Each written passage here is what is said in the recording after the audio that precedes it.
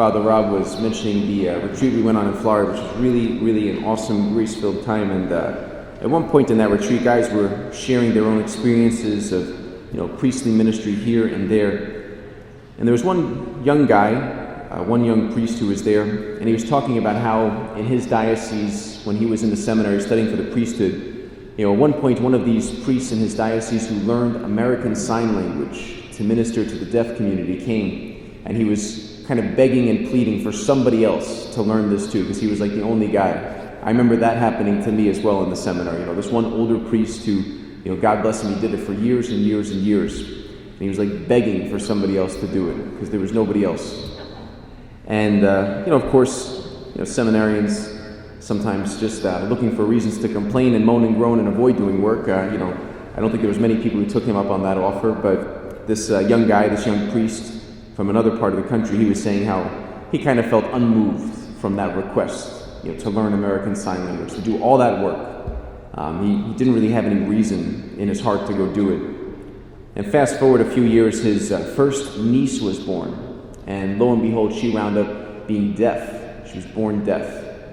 So I think, she has the chance in a few years to have the cochlear implant surgery, and then there's a chance she may hear after that, but it's pretty uncertain, and definitely scary, and I know for that family.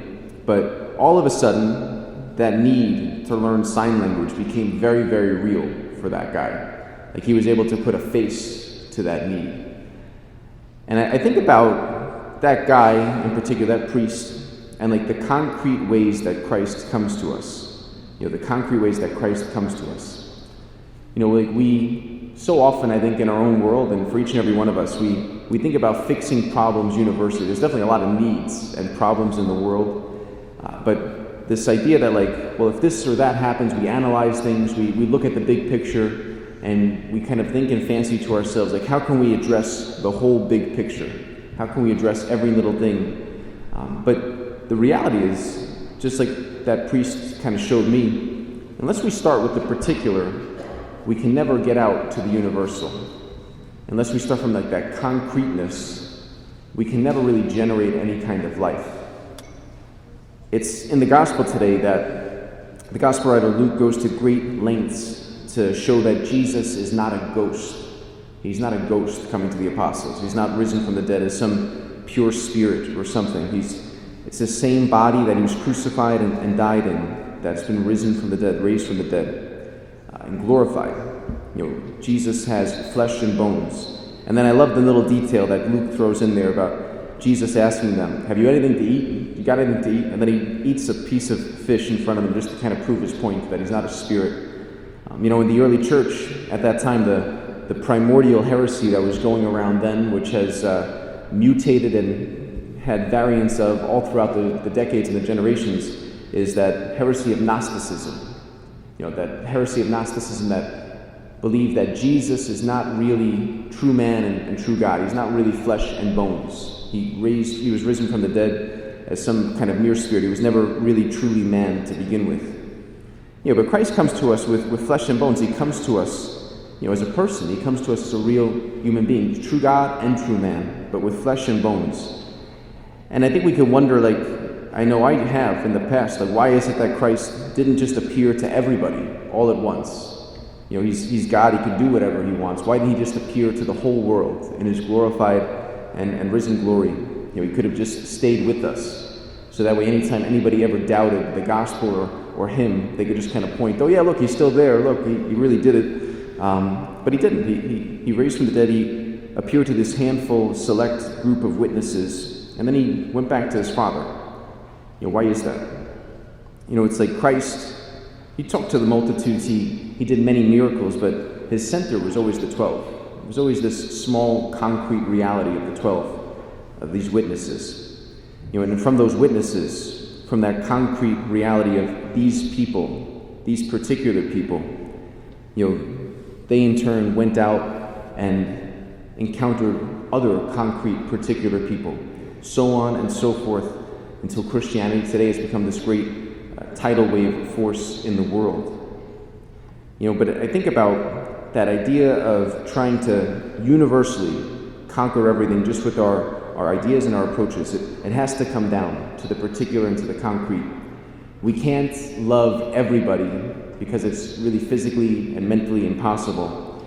And we can't do that. We can't have that general love of everybody unless we love this particular person. We can't surrender to God unless we surrender to these particular people who come before us. Because God either works through reality or he doesn't. There's no middle ground. God either works through reality or he doesn't. God's either the God of everything or he's the God of nothing. There's no kind of happy medium in between. So maybe for some of us here today, there's that one or two particular people or situations which for us, we feel the need to kind of escape from or to run away from. Or maybe we find ourselves thinking, how can I fix all the big problems or learn to deal with all the big problems in the world, in the government, in the church, in politics, all these other things. But what's the concrete reality that God is calling me to here and now? How is God calling me to concretely surrender here and now to these particular people? And, from this concrete encounter that Christ, the risen Christ, had with the apostles, the men that he was with, these witnesses, they were transformed and changed.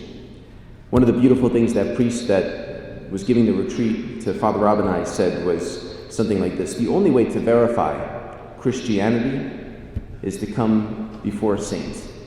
The only way to verify Christianity is to come before a saint. That is, to encounter someone who embodies the victory of Christ. The dying and rising of Jesus. It's the only way to verify Christianity. You can't have your whole heart and mind and soul converted by just reading a book, even though we should read books.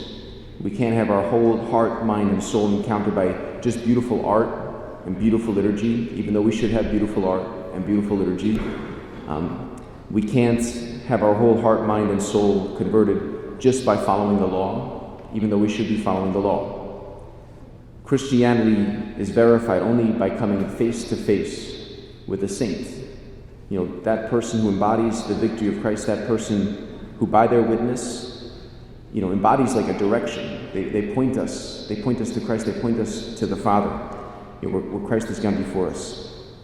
So we pray for that grace in this Eucharist to encounter God in the concrete realities he comes to us, to love all by loving the particular, by loving universally, by loving the concrete reality in front of us, and to generate life from that concrete reality in front of us, to love God by surrendering to those who Providence sends to us day in and day out. And that through that loving surrender, through encountering Christ in the concrete, we too can embody the victory of Jesus Christ, his dying and his rising, so that we can go and bear fruit that will last, fruit to the whole world, that we too can be his witnesses.